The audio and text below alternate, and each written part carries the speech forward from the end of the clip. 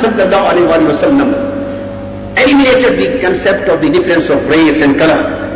Your blood, your property and your respect and honor, they have been made so dignified as the dignity of Kaabatullah, as the dignity of Makkah. So what better, the best form of the world peace message was given by the Holy Prophet. So the man who is not living a peaceful life for the mankind, in the eyes of Islam, he cannot be regarded as a good Muslim. The word Islam, it means peace, to provide the peace, to be in peace, and to let others live in peace. This is what Islam means. He said, "Oh my people, fitna, destruction of deen and disruption in deen would come out and would emerge from this side. Fitna would emerge from this side. Fitna would emerge from this side." And the companions say he was standing and saying, and he was pointing towards the east. He was pointing at Al-Harura, the first ever capital of Khawarij, where the liberty movement, liberation movement started in the name of Al-Haruriyya. The major threat and danger for the mankind is radicalism and terrorism, and we have to fight against every kind, every form and every manifestation of terrorism, wherever it is.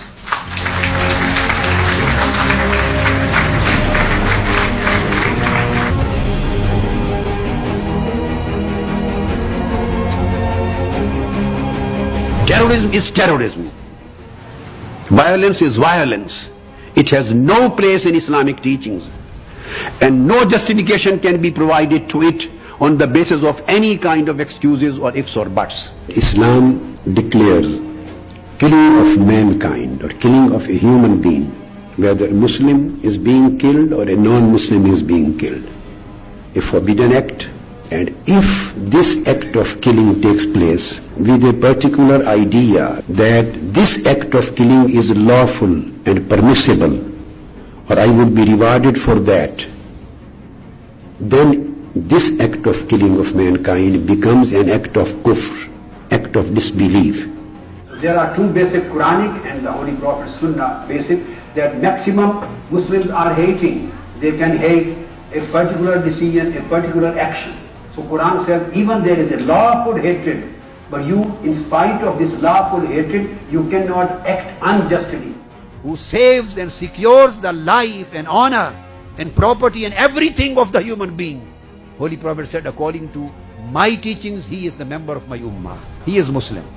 Nobody has an authority to give the nomenclature or to give the title of Islam or jihad to his own wishes, to his own personal perceptions. Muslim is the promoter of peace. Muslim is the protector of peace. Muslim is the demonstrator of peace. Any person who works against peace and security, he has no link with the teachings of Prophet Muhammad and teachings of Quran. In Quran, there are 35 verses in total containing the word of jihad or the commandment of jihad or mentioning of jihad in any form. None of them, I mean not a single verse out of 35, include or put the word or commandment of jihad and qital together in the text of a single verse. 60 verses in Quran discuss with the matter of qital. None of those verses contain the word of jihad together with qital. I always used to say, don't follow Usama, follow Muhammad sallallahu alaihi wasallam.